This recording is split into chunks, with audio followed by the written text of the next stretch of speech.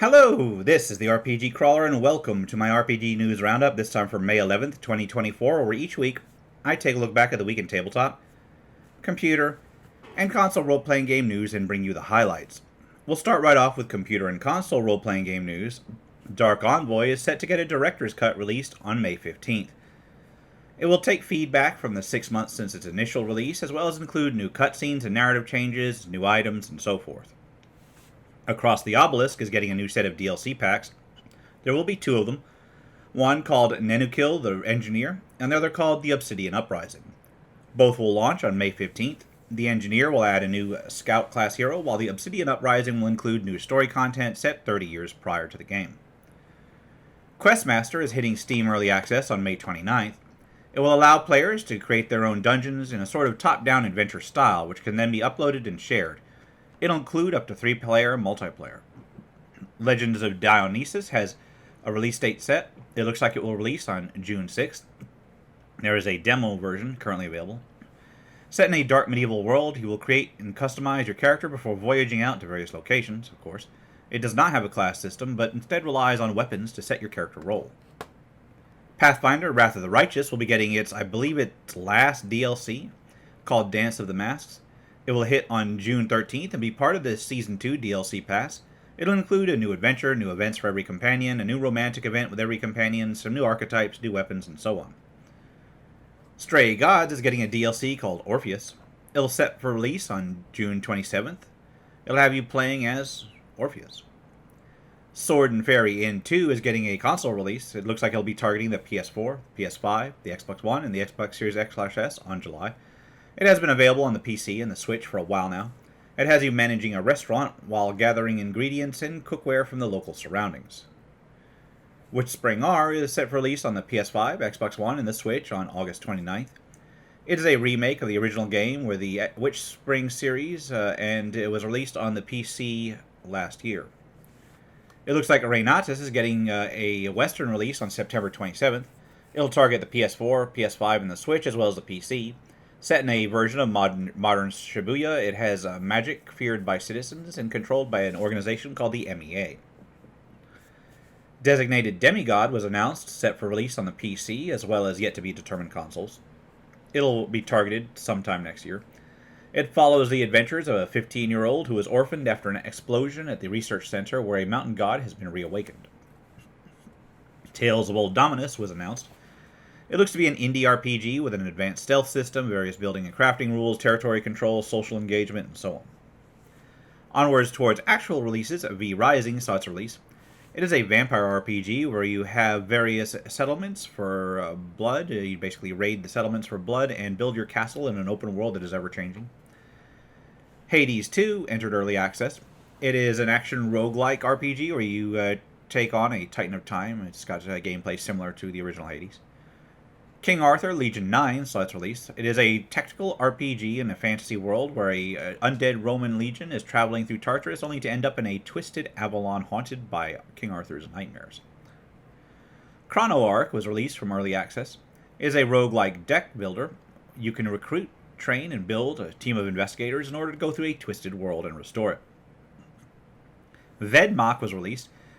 It says it's an action RPG in an old-school style that has turn-based combat. I don't think they know what action RPG means. Anyway, you battle foes and gather up loot.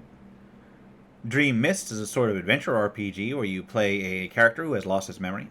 You again collect new abilities, gather information, and just basically try to discover who you were. Cryptmaster is a bizarre dungeon crawler style RPG with word-based gameplay. You fill in the blank text in order to open up various abilities and deal with quests. Phase Factory is a turn-based strategy RPG in early access.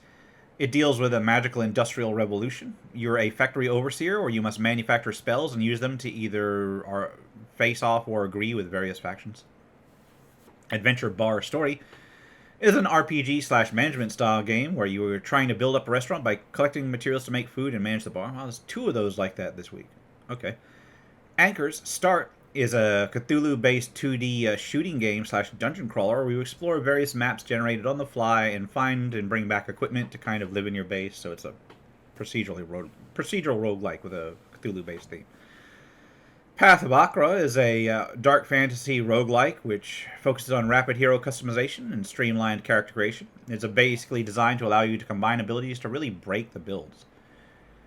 Project Real is a casual simulation RPG where you choose a profession, build up relationships, explore the world, and interact with various NPCs. It's a virtual life sim. Swords and Bones 4 is an action side-scroller with RPG elements. Fourth in a series of retro-style pixelated side-scrollers, you basically gather your powers of magic to fight your enemies. Monster Crawl is an action roguelike dungeon crawler where you go into a dungeon and face off against hordes of enemies. Of course. Finally, and I'm bridging the gap between computer and tabletop role-playing games here, Shadow Dark RPG is now available for Fantasy Grounds Virtual Tabletop, which incidentally has just bumped their prices for licensing down a considerable amount, which is good because, quite frankly, the only reason I have any licenses is because one of my players gifted them to me at some point. So, yeah, it's good to see it dropping into the realm of the affordable, especially with so much competition out there. And now on to tabletop RPG news. It looks like Wizards of the Coast is going to release the 2024 D&D Core Rules update to the SRD in 2025. There's no word yet on when they will be adapting older editions as promised. Anytime you mention that they might not, you might get dogpiled by people who have apparently a very twisted relationship with WotC, but, we'll see it when it happens. I'll believe it when it happens. They also had some sort of hullabaloo about some sort of miniature of the Red Box Warrior, and I don't even want to address it because it'll bring out the usual crowd, but I don't buy miniatures anyway, and I think it's really, really stupid what they did. Anyway, onward, Kobold Press has released the Black Flag Role-Playing Game System reference document. It is available in its own little site. If you want to make material compatible with the Black Flag Role-Playing Game System and Tales from the Valiant, it is released under the Open RPG Creative License. Free League is taking pre-orders for the Dragonbane Path of Glory campaign. The adventure was originally published from 1985 to 1986 in 3 parts. This will be the first English translation, and it will be, or the first official English translation, and it will be combined into 1 volume. It looks like Critical Role is launching a subscription service as well as membership service to watch their various content, as well as extras. It will be banking on the exclusives since the main content will be available on Twitch and YouTube as usual. So instead of trying to paywall something like a recent other channel tried to do, they're going to paywall like the extras and excess, which is actually where you want to go with that kind of thing. Onwards towards minor and PDF releases, Rogue Genius Games has the Genius Guide to Hasty Spells for Pathfinder. It includes more than 50 pages of fast, easy-to-cast versions of existing spells. Grim Press has Cavern Crawl, number 43, Outpost Ruins, a 5th edition adventure for level 4 characters, or 4 level 5 characters. They also have Cavern Crawls 44, Oceanic Grotto, this time available for 2nd level characters. Well, I mean, it's available for every level character, it's just best suited for 2nd level characters. SideQuest has a couple of collections of their one-shots for 5th edition. There's Adventures Ahead, which offers 40 one-shot, one-page adventures, and then there's the Master Collection, which includes 50 single-session adventures. Kelphicill's Tales has another collection of their Dungeon Tale Packs, which are a combination of dungeons as well as an associated bounty for each, often with widely varying level requirements, weirdly enough. Once more, my voice-to-text actually botched this entire list. There is Ruins of the Flooded Valley, Webbed Crime, Hot Sand Death, Riot Time, and Praise the Rat.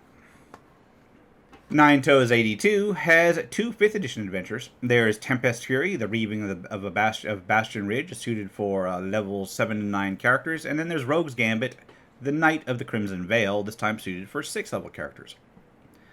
Ironwick 5th edition mystery number 4, Adventure of the Sussex Vampires, another one-shot mystery, this time once again adapted from the casebooks of Sherlock Holmes.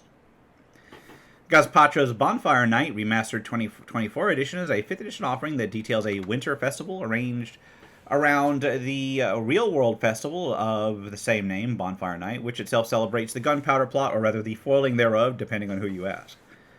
Quest's Nest has 2 5th edition offerings. There's The Toll of the Ferryman, a one-shot adventure that presents a reusable encounter where humans have escaped hell.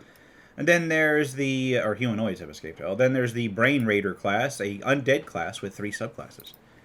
Critical Crafting has Into the Expanse, a 5th edition supplement dealing with a sort of Spelljammer analog setting, or rather expanding it because they already have it in a Hollow Expanse setting. This includes some new encounters, some extra planar-themed stat blocks, a new subclass, new race, various items, spells, and so on. Ocarus, the Crescent City, is a 5th edition RPG zine with a city of Ocarus upon it. So, ancient world of Aboleth, I think. The Adventurer's Cookbook offers rules for cooking and the effects for various meals for 5th edition. I'd like to apologize for stumbling over some of these names. I generally write the script and the list of stuff using, as I just mentioned, a voice-to-text program, and I did not have time to actually edit it last night because of a lot of things, because I want to get this done today. I don't want to miss an RPG News Roundup for you guys because my own personal life is busy, so we'll get this done. Elven Tower has 2 offerings for both 5th edition and Shadowdark. There is a Dungeon Vault magazine that includes a number of various adventures, and then Tomb of the Fey Knights, a level 5 adventure. Ars Mechanica has the Scepter of the Balmir Wilds, available in print. It is an ocean-going saga designed for level 15 to 18 characters. Flesh and Stone is a collection of character options for 5th edition, available in print. It offers a couple of new base classes, various subclasses, some new races, various feats, backgrounds, equipment, and over 20 spells. The Deck of Many Things from Philip Reed Games is available in print and collects a group of 22 game cards dealing with various tiny magic items. Tales of the Valiant has the Player's Guide and Monster Vault available. It is a new role-playing game from Kobold Press that follows the Black Flag role-playing game system. It expands on the 5th edition core, similar to how Pathfinder expanded 3.5. We'll see how well it does. From what I've seen, as I said earlier, they had the SRD available. From what I've seen, it's not a bad system design, but I don't know that it departs far enough from 5th edition to be really considered like a big thing. We'll see. They're also being tempered by the fact that WotC saw how Pathfinder went and took appropriate...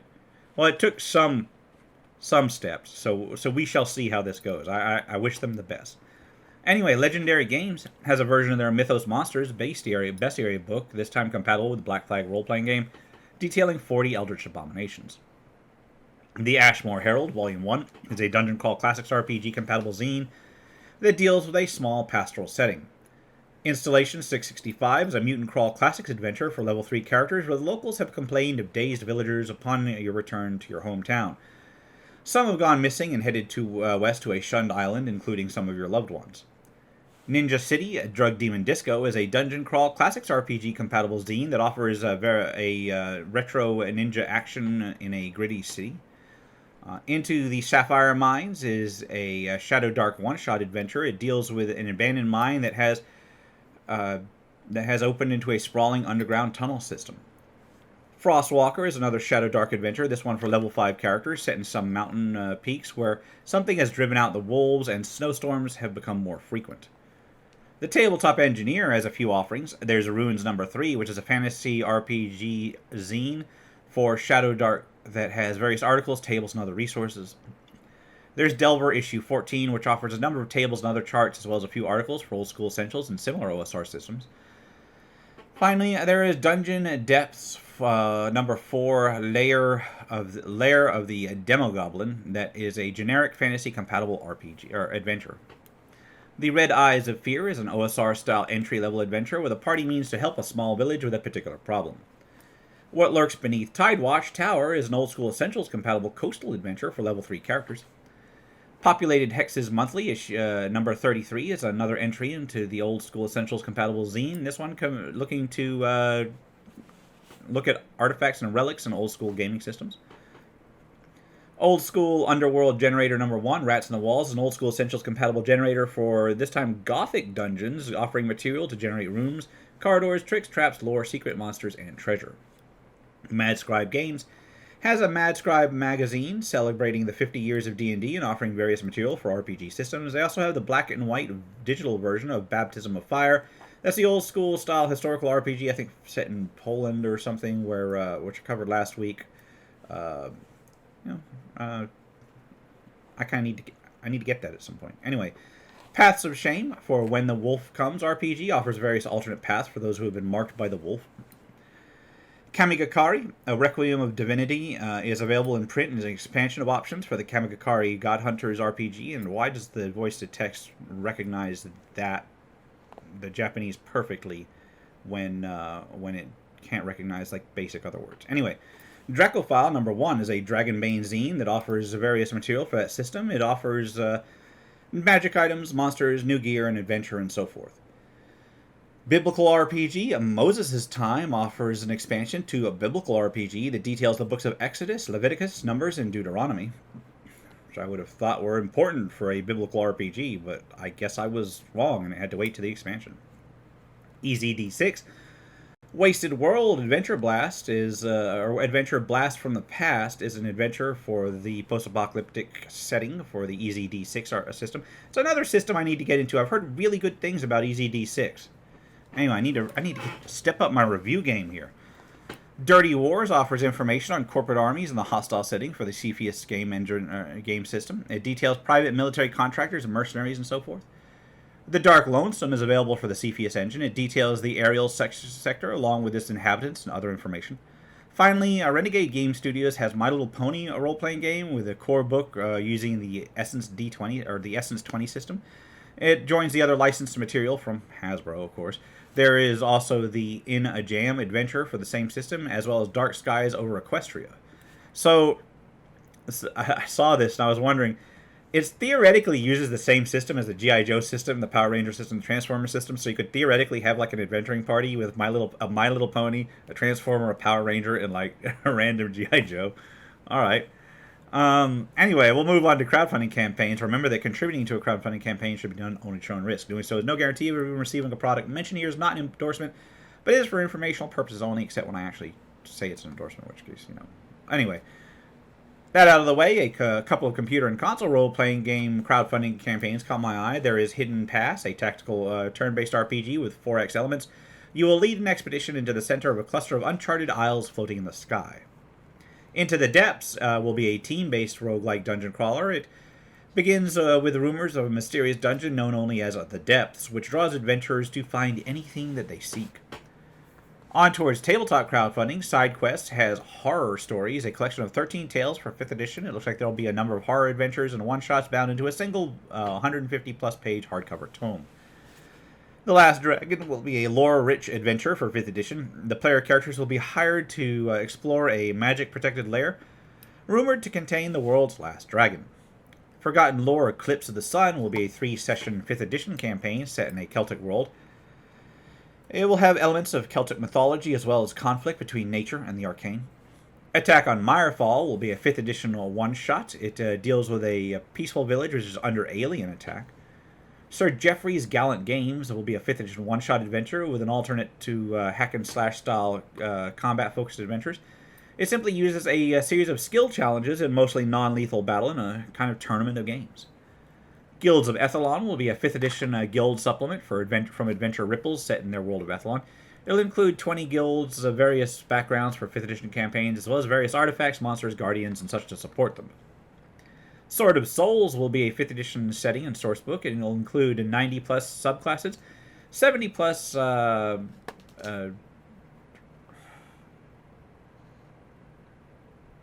sorry, my script says 70-plus many inches. And I have no idea what that is. Okay. Anyway, I'll have 80-plus factions, hundreds of spells and items and so forth. I apologize. This is making it nakedly obvious that I'm reading a script. I don't care. This is funny, and I need to get this edited. Or I'm going to leave this in because this is just I'm failing so hard today. The Infernal Tome looks to be a guidebook for looks to be a physician's guidebook for infernal adventures. It'll be a guidebook for infernal adventures set in hell. It'll include new character options, various systems of demonic bestiary, and so forth. Bounty Boards will be a hardback supplement for 5th edition that includes various wanted posters, riddles, side quests with NPCs, unique mission prompts, and so forth.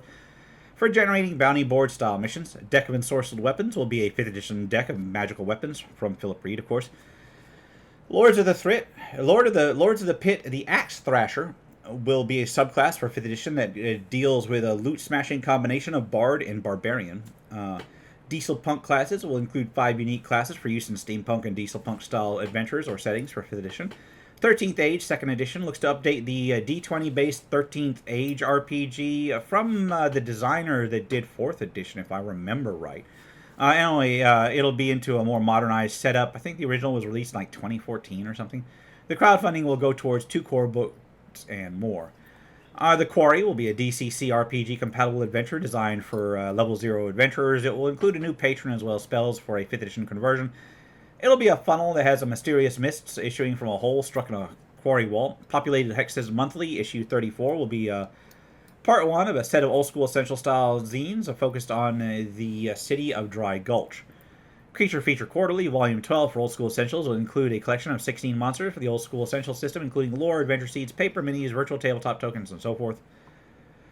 World War II Operation BX is for use with Old School Essentials. It'll be a World War II setting and tabletop RPG using the Old School Essentials rule set. It's an expansion and conversion of World War II Operation White Box rules, so you can play them with a slightly different rule set.